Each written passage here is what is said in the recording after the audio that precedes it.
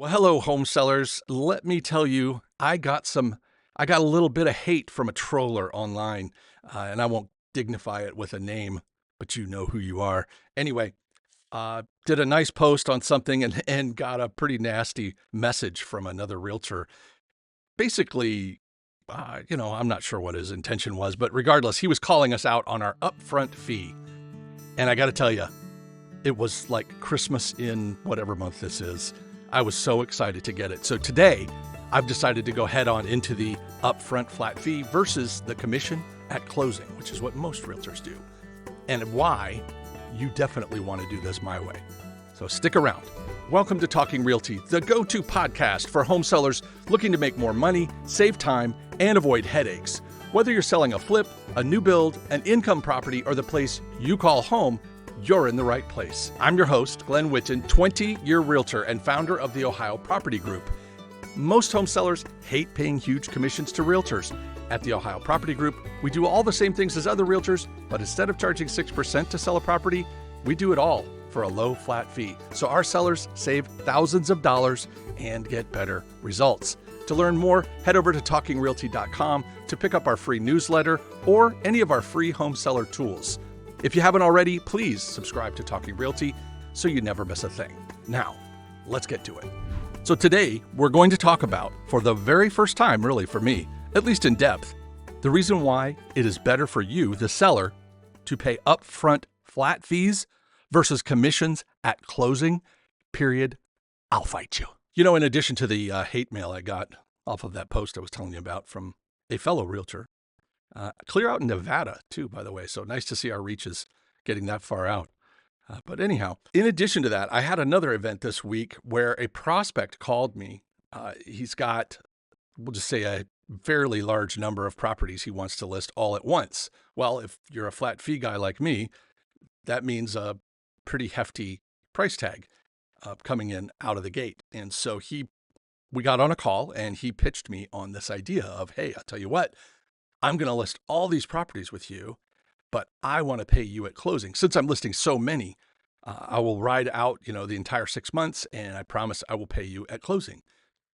So we do have very select instances where we do this. Typically, if I identify that somebody's having a true cash crunch problem, then we will approach it that way. And I won't get into that because it's such a rare day. But, as we're looking at it, I was reminded of something my dad used to say, which is if it's not a good deal for everyone, then it's not a good deal.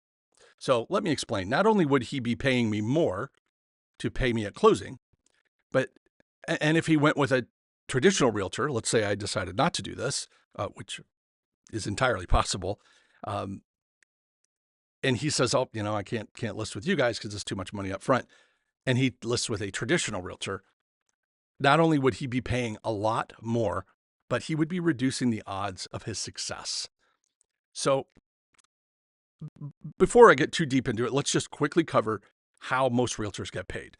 So typically, an agent will take a listing and they will cover whatever expenses there are. And usually there aren't many in these days because most people don't use print advertising anymore. They don't do a ton of mailing. Some do, some don't. Maybe they're out to photography money, but they're not out a ton. And at closing, when this deal makes it to the finish line, typically that agent will collect a percentage of the sale price. We call it a commission at closing. And that commission is 100% contingent on the fact that the house actually closed. So this looks like a really good thing to the seller because, hey, don't have to pay you unless you actually do the deal. All right. With the upfront fee model, which is what I do here at the Ohio Property Group, we charge a flat fee not based on the price of the home. So that's departure number one. Our fees are based solely on the services we provide. So we assign a value, a dollar value to those services, and everybody pays the same amount. So if it doesn't matter if you're selling a $100,000 property or a $100 million property, the fee is the same for everybody. And that's because the services don't change.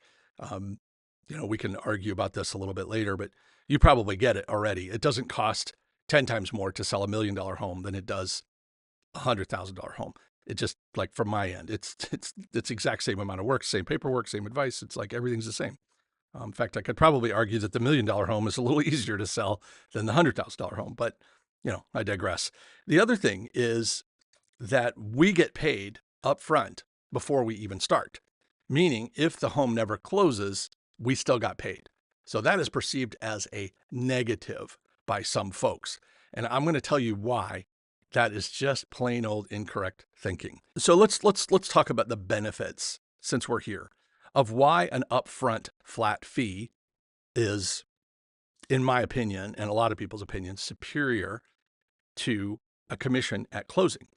So the first one I want to start with is the fact that the seller is engaged. If you follow, there's a guy, Ramit Sethi. He does a lot of things. He sells digital courses. He does money, finance, coaching, and things like that, lifestyle teaching and stuff like that. He's on Netflix. He's all over the web. But we've followed Ramit for many, many years. And one of the things he likes to say is that people value what they pay for. And at first you're like, smack to the head. Of course, people value what they pay for. But what's the opposite of that is people don't value what they don't pay for.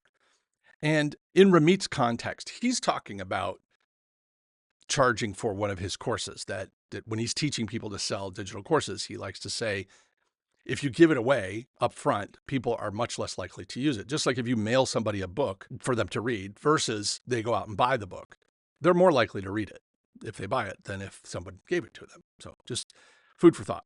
So likening it to a home sale, if you, the seller, have absolutely no skin in the game in terms of you're at no risk if this deal doesn't go, you're out 6 months of marketing because most realtors will not let you out of that 6 months contract.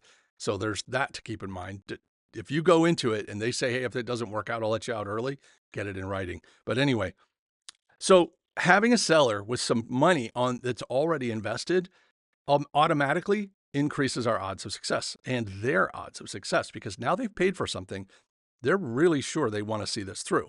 It's not that they won't walk away from it, but they're far less likely to walk away from it. My cancellation rate is extremely low.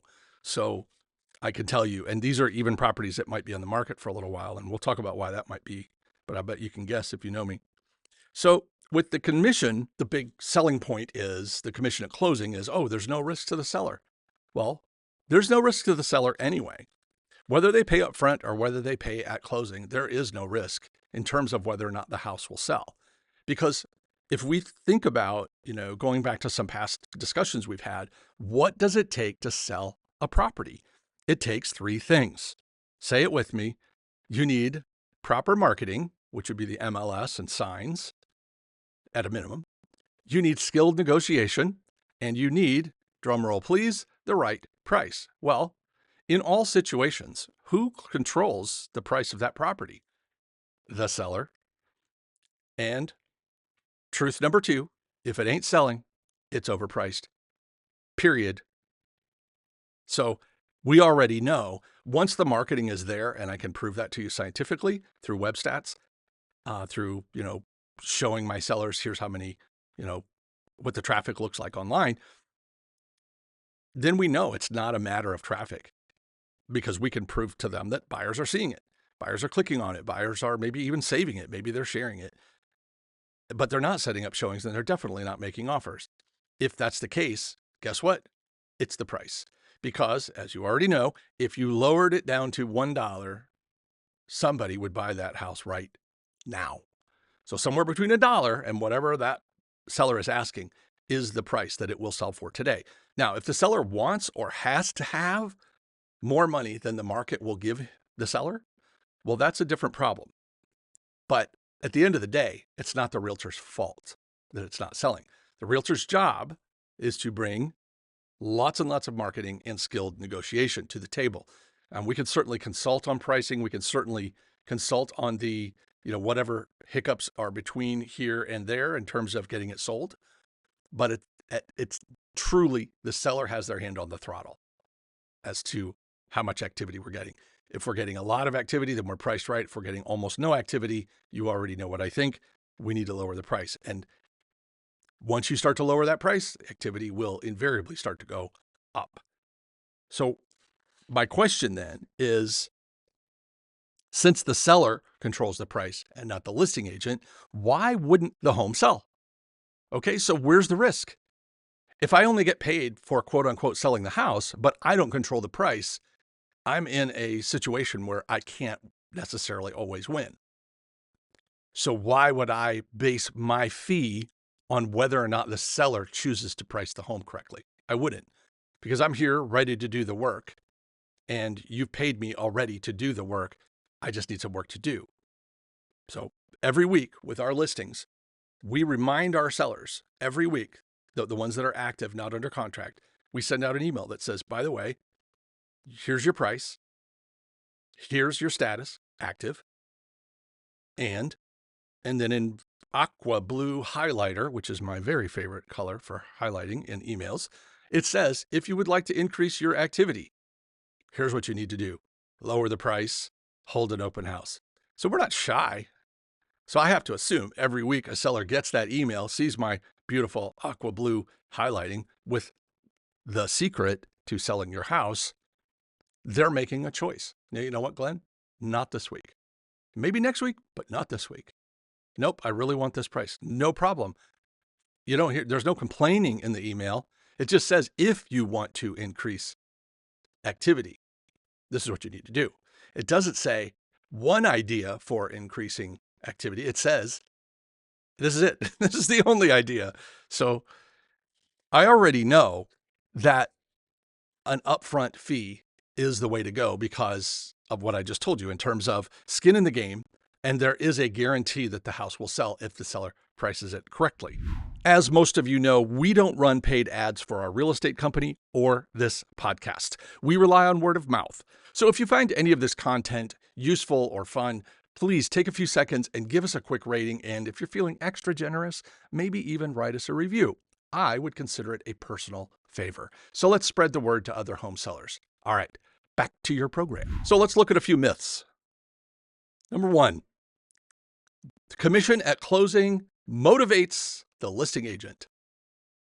Whew. I got to be honest. I've heard this one so many times.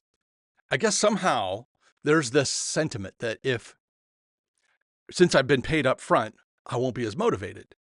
And I got to be honest, that is a really not only cynical way to look at things, but it's just wrong. So here's the deal. Real estate services are like any other professional service, whether it's a doctor, a lawyer, a CPA. Imagine a doctor, and you go to the doctor and say, listen, doctor, I'm sick. I want you to pull out all the stops, make me healthy. And then if you cure me, I'll pay you. I mean, that just would never happen. Because guess what? The doctor isn't the only one in control of whether or not you get healthy. There are external factors. You are a factor because if the doctor tells you to do stuff, or more importantly, not to do or eat or whatever, certain things, and then you flagrantly ignore that advice, why is that the doctor's fault? The doctors know this. So doctors get paid when the service is rendered. When you get your taxes done, maybe because I'm not in the right income bracket, I don't know this, but I know every time I've had my taxes done, I have to go and I have to pay them to do the taxes, whether they turn out great or not. And every attorney I've ever hired, I've never, sued somebody, so I don't know how that is, but every attorney I've ever hired, they want their money. They want a retainer up front to do the work. And when the retainer runs out, guess what? They want more money if you want them to keep working. So this is no different. We charge a fee up front. I guess you could call it a retainer, except that we don't charge anything beyond that. So, whether it takes me 10 hours or 20 hours to do what you've paid me to do, I'm not going to charge you any differently. I'm just going to say, on average, this is what it takes. This is what we charge. Pay me, I'll get to work. So the motivation problem is that how can an agent, if an agent needs motivation, then you've got a bad agent. And if you've got a bad agent and you are now providing quote unquote motivation for them to get you to closing, you got to be really, really careful in that situation, because how can you trust any advice you get from an agent who you now admit is motivated to get you to the closing table because they want to get paid? This is a conflict of interest. This is an absolute conflict of interest. If I've got a seller who's in a situation, and my advice is to do X, Y, and Z, that seller knows with beyond a shadow of a doubt that it has nothing to do with me trying to get paid. And it has everything to do with me trying to get the seller to whatever goals they've set out. So if their goal is to close for the most amount of money possible, that's what I'm going to advise for. If their goal is to sell this sucker as fast as humanly possible, I'm going to advise them that way. Either way, whatever the seller's goal is, I'm on board. That's what they hired me to do. I don't have to worry about it. But let's say you've got you're the seller, you've got no skin in the game because you're paying a commission at closing. It's not only going to be exponentially higher than my flat fee, that much I could promise you. Our average savings, by the way, this is a side note, and this is for the last 18 months, is right around $11,200. All right. When you compare what we charge for what we do, all in for the seller, all their expenses, not just the fees, we save them at least $11,200 versus if they went to a traditional agent who got paid at closing. So this is not chump change we're talking about here. So keep that in mind. All right. So the disconnect here is that you got that same agent who's waiting around to get paid. And now the seller's in a situation, they're going to their broker for advice, which that's what you're hiring brokers for, is marketing, skilled negotiation, i.e. advice. So they're now collecting on that part of the fee that they're going to pay them at closing. How in the world can you trust anything that that agent has to say? How are you not going to be in the back of your mind wondering whether consciously or unconsciously that agent is somehow influenced or biased by the fact that they want to get you to the closing table regardless of the outcome? Because even if it's a bad deal, if it goes to closing, they're going to get paid. Whether it's a good deal or a bad deal, that agent's going to get paid at closing. Well, what if the right answer is to walk away from this buyer? What if the right answer is not to lower your price? Well, what if it is to lower your price? Either way, you got to wonder what's going on here. Is the agent telling me to lower my price because they want to get to closing? Is the agent telling me to stick in this deal that stinks to high heaven because they want to get paid? Well, you don't have to worry about that. When you've paid an upfront fee, seller, you are invested, and now you no longer have to worry about conflict of interest that goes with a commission at closing. I've seen many a traditional agent push to get a deal accepted. I've known and worked with a lot of traditional agents. I'm the only agent, one of the only agents I know that charges upfront fees. And I got to be honest, I sleep like a baby because I never have to worry about my sellers accusing me of just giving them that advice to get to closing. And even if I charge the same flat fee but charged it at closing, I mean, there's no doubt my business would triple, quadruple if I just said, you know what, you don't have to pay me unless I get you to the closing table. Just pay my flat fee then. Well, then everybody somewhere in the back of their mind is going to wonder, flat fee or no, high price, low price, is he just telling me this to get me to the table? So that means sellers, you're more likely to trust the advice from an agent that you've paid an upfront fee to.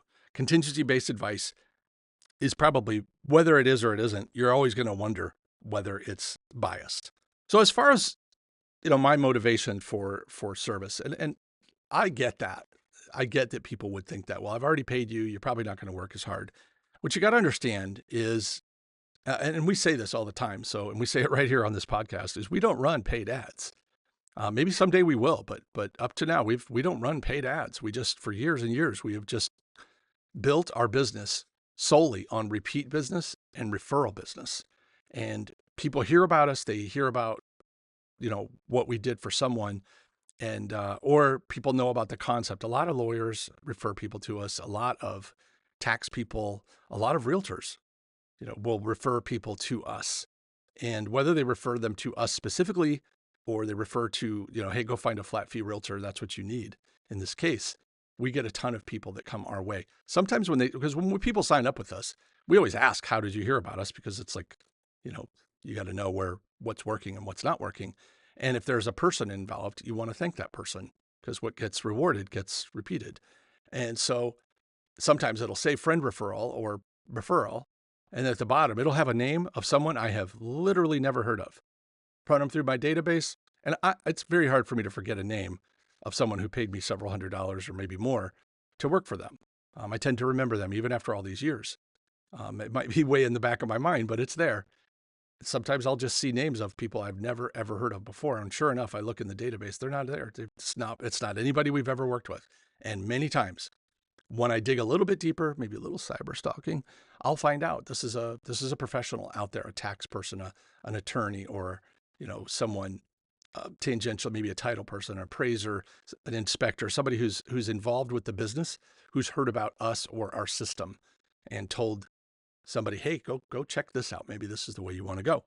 So we love it. But the point is, why would I risk my future and my second generation, Tasia, Justin, the next generation behind me that's running this company?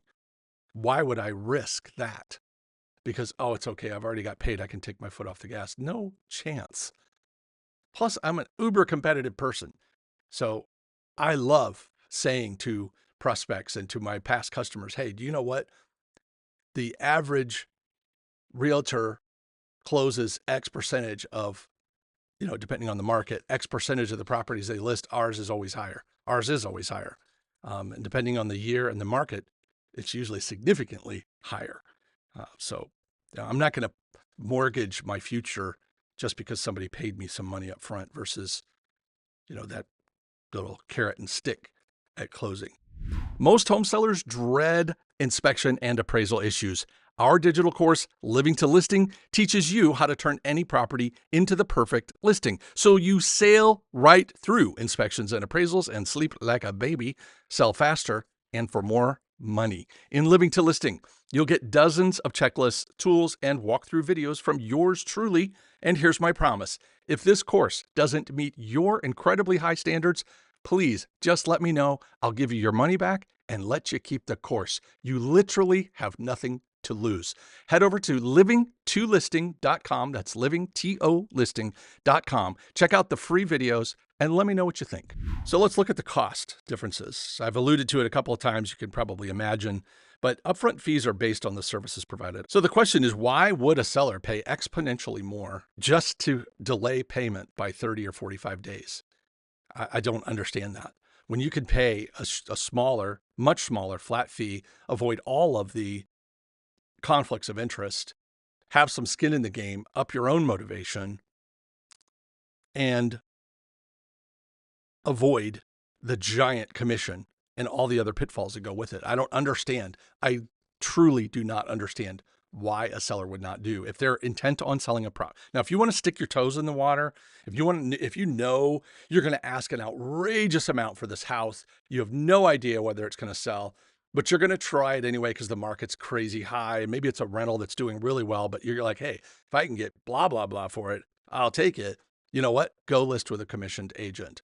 Because in that case, if you don't want to spend any money to find out whether or not the market will give you what you think is a crazy high price, yeah, go traditional.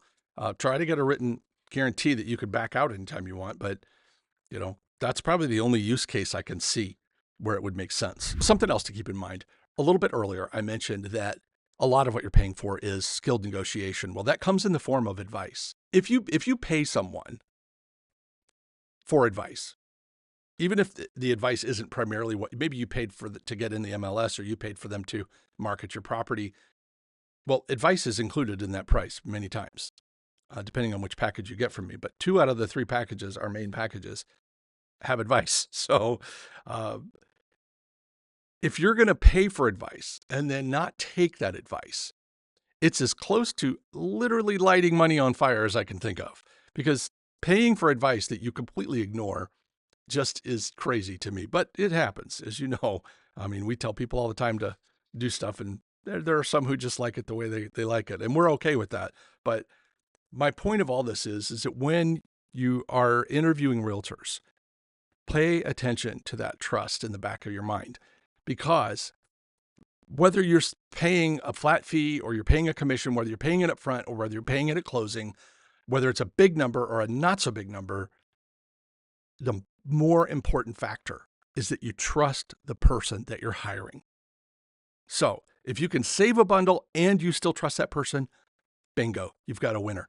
But if you really feel like that traditional agent who's going to collect a giant fee at closing is the person you want to go to war with, is that the person you're going to listen to when the bullets are flying? Then that's your agent. So as much as I want you to list with me, if you're in Ohio, I'm telling you, if you don't trust me and you trust someone else more to take you into battle, that's who you should go with. Now, you should strongly encourage them to adopt my fee model so you don't get taken to the cleaners that way, but it's worth it because I don't want clients working with us who do not trust us. So very important that you don't just let the price be the guide for how you choose your agent. So to recap, with Upfront, you're going to pay a lot less. You're going to have skin in the game, seller. You're also in charge of whether or not the home sells, regardless of how you list. So you shouldn't pay more than you need to. There is no risk to the seller to pay upfront because you decide when it's going to sell. The myth of motivation, we've completely destroyed that. So you don't need to worry about that. And then, agenda-free advice. There's the cost savings of paying upfront versus a commission at closing. And there's top-level service from an agent who's one of the other unique things about my company is we're a virtual company. We don't spend a lot of time traveling. And we travel, but we travel for fun. We don't travel to run them from house to house to house to house because it's a terrible use of our time. And we spend all of our time negotiating, marketing, and advising and troubleshooting, things that we're really, really good at. And since we don't travel, we can do a whole lot more of it. So another good reason to look for someone who practices the way we do is that, I'm going to do, 75, 100 times the business that an average agent's going to do every year. And I'm going to compound that every year. So not only am I going to do probably a career's worth of business in 1 year versus the traditional realtor, is that I'm going to now stack that on next year and next year and next year. So my experience level goes through the roof. Tasia, Justin, these kids are in their 20s and they've done more business in the last few years than most realtors will do in an entire lifetime. If they work full-time, 7 days a week, they're never going to catch Tasia and Justin because they've got multi-hundreds of deals under their belt. So there's a lot to be said for that. So anyway, I think you understand what camp I'm in. Hopefully I've swayed you to understand that paying an upfront flat fee is far superior in every way I can think of to paying a giant commission at closing. So if you want to learn more, head over to talkingrealty.com. You can link to my website from there. And, even if you're not in Ohio, if you want to talk about it, please raise your hand and let's see how things can work for you. We also have, free tools like a seller net sheet. If you want to see what it would cost to work with someone like myself versus a 6% agent, you should do that because we'll give you a comparison. And in any state you want, doesn't really matter. Okay, folks, it's been a pleasure talking with you today, and hopefully I've given you a few things to think about. All right, take care. Thanks for sticking around. Hopefully you learned a little bit or maybe had a good time. If so, share this episode with someone, maybe even on the socials. Feel free to tag me if you do. The Talking Realty podcast is brought to you by the Ohio Property Group, a family-owned brokerage serving all 88 Ohio counties with realtor services. By the way, if you have questions or topics or certain guests you'd like us to feature down the road, please don't keep it to yourself. I would love to hear from you. Head over to talkingrealty.com and say hi. Also, my contact information is in the show notes. Thanks again for tuning in. Until next time, keep making smart moves in your real estate journey. For the Ohio Property Group, this is Glenn Whitten signing off. And remember, you can sell it. We can help.